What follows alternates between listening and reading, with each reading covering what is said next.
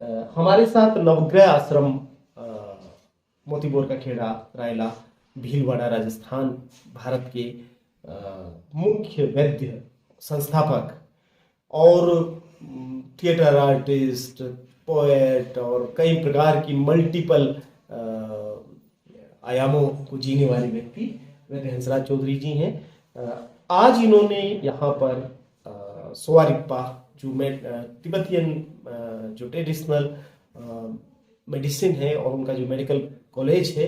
यहाँ के म्यूजियम का विजिट किया, यहाँ सेक्रेटरी साहब से मुलाकात किया, वो डॉक्टर साहब से मिलने वाले हैं, यहाँ के और चीज़ों को भी उन्होंने देखा है। तो आइए हम जानते हैं कि उनको कैसा लगा। आपको मेंसी खांग आकर के कैसा लगा? सर, मेंसी खांग आके मुझे ऐसा लगा कि जैसे मैं मेरे घर पे ही हूँ और आयुर्वेद की पहियर में आ गया हूँ। मतलब जैसे आयुर्वेद का जो भारत की जो आयुर्वेदिक चिकित्सा प्रणाली है, महर्षि चरक, सुश्रुत, वाग्भट, उसका 95% जो है वो सोवा रिग्पा में है। मतलब औषधियाँ तोड़ने का समय, उनका ज्योतिषीय ज्ञान, उनको सुखाने की विधि, उनके अंदर जो पोटेंशियलिटी है यानी कि उसके अंदर जो औषधि तत्व है उनका ज्ञान, और सबसे बड़ी बात है कि जिस तरीके से पहले मौखिक पद्धति से ज्ञान आगे बढ़ता था उसी तरीके से, क्योंकि ये 3000 से अधिक वर्ष पुरानी चिकित्सा पद्धति है। तो और जैसा भी सेक्रेटरी साहब ने एक बहुत अच्छी बात बताई कि चिकित्सा किसी को भी दी जा सकती है, उसके इसी तरीके से वासुदेवाय कुटुंबकम जो है, तो वो पूरा भारत भी इस पर विश्वास करता, आयुर्वेद तो करता ही है। तो मैं तो कहता हूँ कि ये जैसे सोवा रिग्पा और आयुर्वेद दोनों भाई हैं। एक खास बात अभी आप दोनों की कॉन्वर्सेशन से निकल करके आई,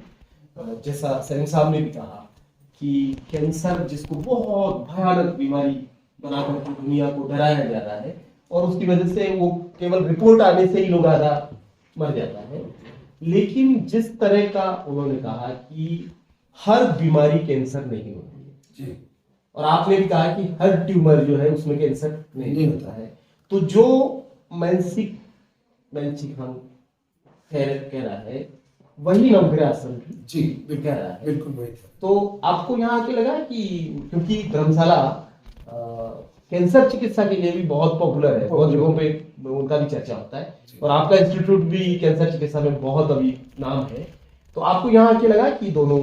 के बीच में कोई समानता है? सब बड़ी समानता ये है कि कैंसर, मैं भी यही कहता हूँ, यानी कि नवग्रह आश्रम संस्थान भी यही कहता है और मेंसी खांग जो इंस्टीट्यूट है वो भी यही कहता है कि कैंसर चिकित्सा का विषय नहीं है, कैंसर प्रबंधन का विषय। Cancer is not a subject of treatment, cancer is the only subject of management.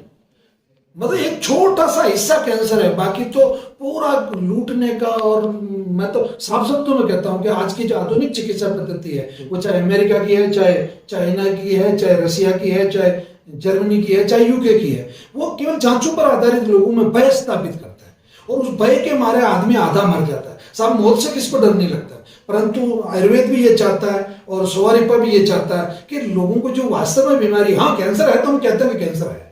परंतु 100 लोगों में से 5 को कैंसर होता है और 95 को ऐसा कह दिया जाता है कि आपको कैंसर है। तो मैं इस बात से सहमत हूँ। आपसे आखिरी सवाल ये है कि भविष्य में आप दोनों चिकित्सा पद्धतियां, क्योंकि अगर आप कहते हैं कि 95% सिमिलरिटी है आप लोगों में, और जैसा हमको म्यूजियम में जैसा सलीम साहब ने भी बताया कि ये गुरु शिष्य का संबंध भी है, भारत एक तरीके से गौतम बुद्ध की धरती रहा है और यहाँ से बुद्धिज्म पूरे विश्व में गया और यहाँ से आयुर्वेद का ज्ञान भी गया। और बहुत आश्चर्य की भी ये बात है कि जब भारत से बौद्ध धर्म का सब कुछ खत्म हो गया तो जो यहाँ से जाकर के तिब्बत में संरक्षित किया गया वही लौट करके वापस भारत में आया। तो हम गुरु शिष्य भी हैं और शिष्य गुरु भी हैं, तो दोनों ही तरह की चीजें हैं। तो भविष्य में कैसे नवग्रह आश्रम सेवा संस्थान और मेंसी खांग मिल करके काम कर सकता है, मतलब आयुर्वेद और सोवा रिग्पा कैसे मिलके काम कर सकता है, इसके बारे में आप क्या सोचते हैं? इसके बारे में मेरे दिमाग में 2 प्लान है। पहला प्लान तो ये कि यहाँ जितने डॉक्टर्स ट्रेनिंग कर रहे हैं या इनके जो हेल्थ वर्कर्स हैं या यहाँ के जो प्रैक्टिशनर डॉक्टर्स हैं वो नवग्रह आश्रम पधारे, उनका सब खर्चा नवग्रह आश्रम, भोजन, आवास वगैरह सब आश्रम करेगा, क्योंकि आश्रम कोई एहसान नहीं कर रहा, मतलब आप भी सेवा कर रहे हैं, हम भी सेवा कर रहे हैं। एक तो हमारे वहाँ के लोग भी यहाँ आए और यहाँ की जो वनस्पति है उसको, यहाँ की सौरिपा की जो अपनी वोकेबुलरी है, अपनी जो बुक्स हैं, अपने जो, क्योंकि बॉटनिकल नेम तो पूरे विश्व में वही है, तो उस बॉटनिकल नेम से भी हम काफी मतलब मदद हमें मिल सकती है। तो मेरी बिल्कुल इच्छा नहीं है, मैं तो ये संकल्प कर चुका हूँ कि मैं मतलब दलाई लामा को, आदरणीय गुरुदेव को साक्षी मान के, और चूंकि मैं ओशो का सन्यासी हूँ तो बुद्ध से तो मैं बहुत करीब हूँ, तो मतलब बिना बुद्ध के मैं नहीं जी सकता, सीधी बात। तो मैं तो तैयार हूँ, और ये संस्थान भी जैसे सेक्रेटरी साहब ने कहा कि तैयार है, तो हम तो बहुत मिलकर काम करेंगे, और 2 और 2 4 नहीं होंगे, हम 2 और 2 22 के बराबर होंगे, मतलब बहुत अच्छा सा काम करेंगे, क्योंकि 2 भाई 2 गुरु 2 शिष्य। Thank you very much Salim साहब, और thank you very much Kansraj Chaudhary ji, और थैंक यू वेरी मच